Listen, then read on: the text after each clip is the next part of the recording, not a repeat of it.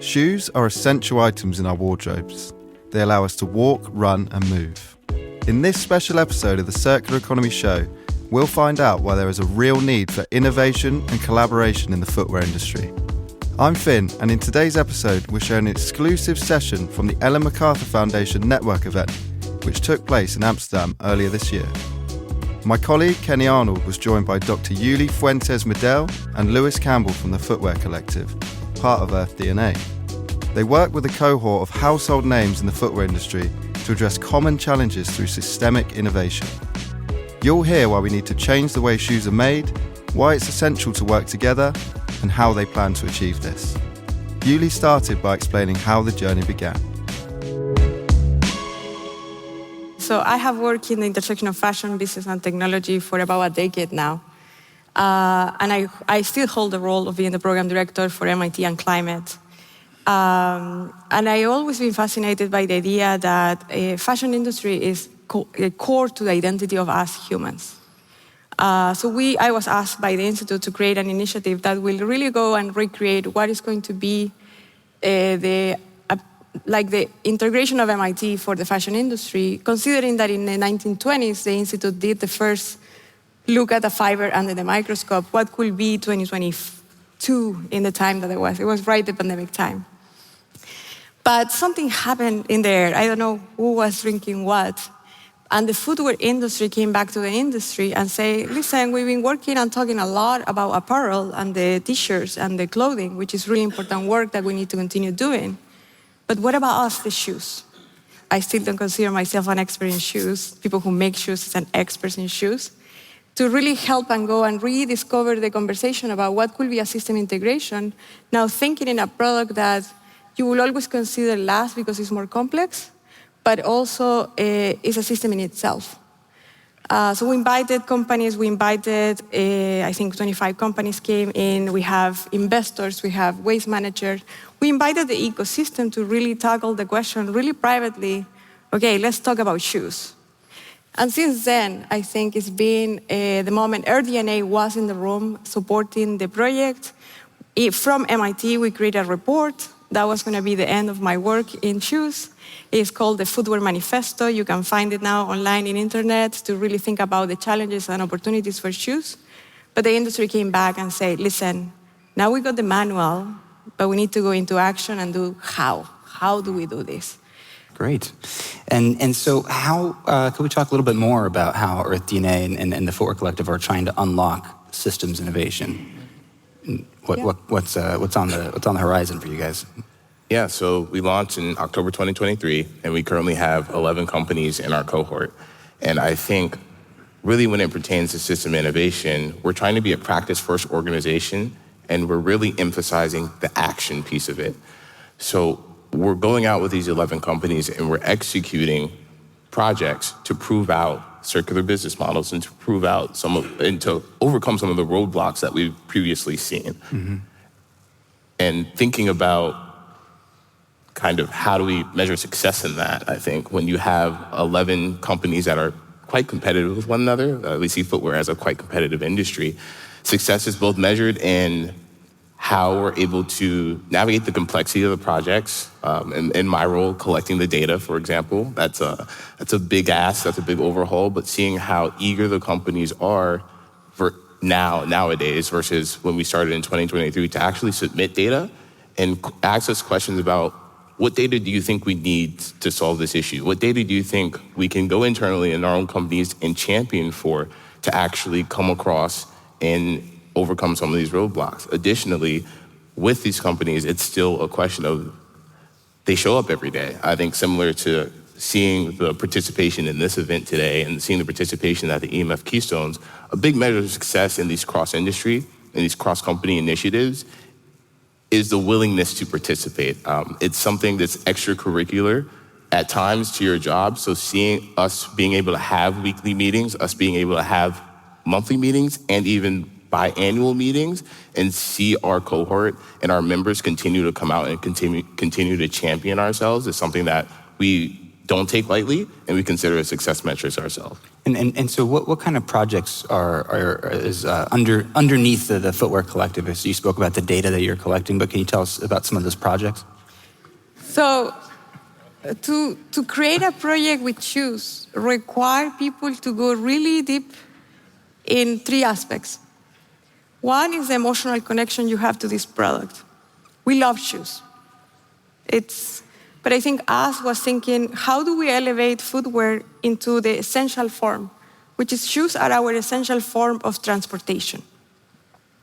They are our tires. They allow us to walk, run, and move as a human species. So if we don't think about them with that respect, we cannot really start implementing a system innovations thinking to put projects out that are going to look really isolated. Because when you present a project, it really doesn't have context. You have to really quick, here's what we're going to do, this is how much it's going to cost, and this is how much you're going to get returned. But you really need to present it in a system. So in itself, it's a system that allows you to really think systemically. Mm-hmm. The second thing is that I think in the audience is some people who knows how to make shoes. I respect deeply now. I just came back from a trip from Asia in how do we really make shoes. The people who is making these products really know their craft. And if they are able in 6 months to create a collection and engineer a shoe, we can empower them to really reverse engineer that system. And the third component is we are building 23 billion pairs of shoes a year. And guess where those shoes are after we use them? And just think back in time in terms of how much material companies are really throwing away. They're either in your closet or they are in landfills, clogging systems for the waste system in municipalities and cities. So it's an item that everyone can participate in. It's a system that can be reverse engineered. And it's also that present projects that are tactical to really start putting out how do you really go about solving for an industry that is also interactive with many other industries. Mm-hmm. Yeah. More tactically in the Footwear Collective, how we organize and run those projects is that we have 3 primary pillars, very familiar to all the circularity folks in the room, that we run parallel. One being circular materials, thinking about the composition of the parts that we're seeing. Another being infrastructure, filling the gap.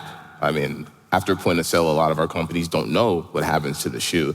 And so we take that upon ourselves to do the work to collect post-consumer waste, for example, and build the infrastructure to collect that information. And finally, and arguably the most important part, consumer behavior. It's understanding the behavior and understanding the behavioral economics that gets people to participate in circular economy.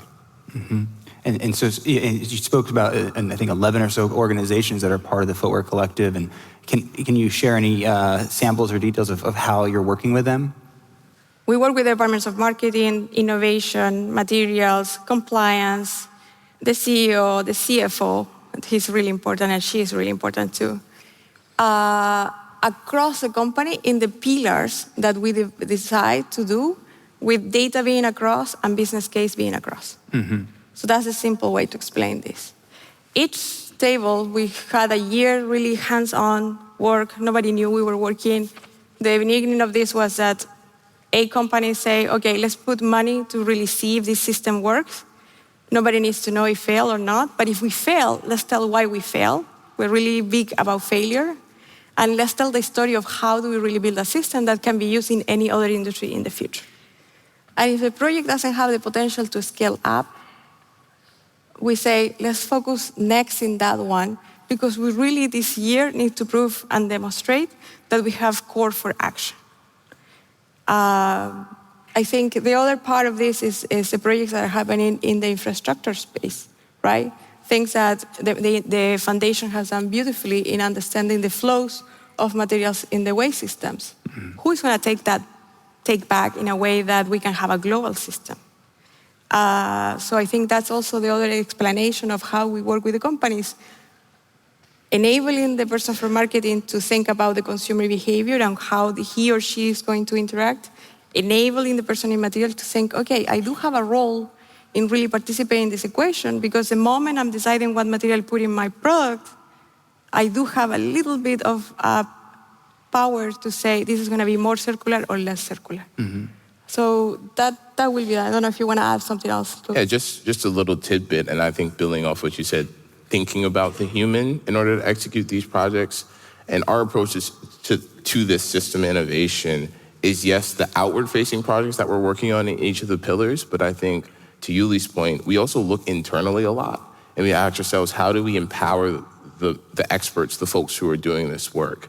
And part of my job is thinking about, like, what are the toolkits and what are the internal systems that we can build to make sure that the people in marketing feel included in circular economy, that the people in product procurement and product development also understand what their role is and how they can participate.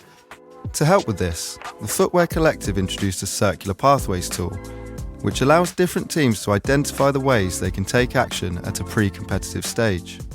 The TFC Pathways tool, we're really understanding, it was an exercise in understanding where are our companies coming from. We have companies who have tried and failed and tried again. We've had companies who joined the Footwear Collective with no circular expertise whatsoever, building their circular strategy and very eager to build their circular strategy. So the question is, how do we merge these two levels of expertise into something that's really conducive for the space? So the Pathways tool is an exercise to think of circular economy for footwear as almost a plug-and-play activity where we understand this work has to run in parallel to one another. It can't run in sequence. We can't risk the delay and the duplicative efforts of running something in sequence and running something in isolation. So we came up with the Pathways tool as a tool to identify where do you want to work, and also as a cue to what's next. So that's where the now, next, future comes into play. So if there's an idea of where you want to work, you can click into that idea, and you can also see a kind of sequence of what happens after we accomplish this initial action. And it's a living document. It's not perfect. We're all about imperfect action. It's something that we hope continues to grow and that we're taking active feedback on, because we understand we have a network of 11 companies, but that's nowhere near representative to the whole shoe problem. With the floor open for questions, one audience member asked whether the Footwear Collective would share tools to allow the wider industry to understand the current state of circular efforts and perhaps help new companies identify areas where they can contribute or benefit. So the brief answer is that when we started, the companies came back with 50 projects. And I was like, I love you, teams, but there's no way you're going to execute 50 projects in 1 year. So we needed to kind of create a prioritization tool that will allow us to say what is the long-hanging fruit and the long-term gain here for the industry. That led to the creation of the tools where now we know a project in material, a project in infrastructure, and a project in consumer behavior. So we're going to be sharing and using the tool to really showcase the projects and really invite the other companies to really be part of the collective. The real example is that when you create a collective tool, now you don't need to be doing all the projects because your companies don't have the budget to do that. So that's the other aspect of unlocking financially. What can you do in where you are expert, and how can you help your industry and your peers to really activate the next level?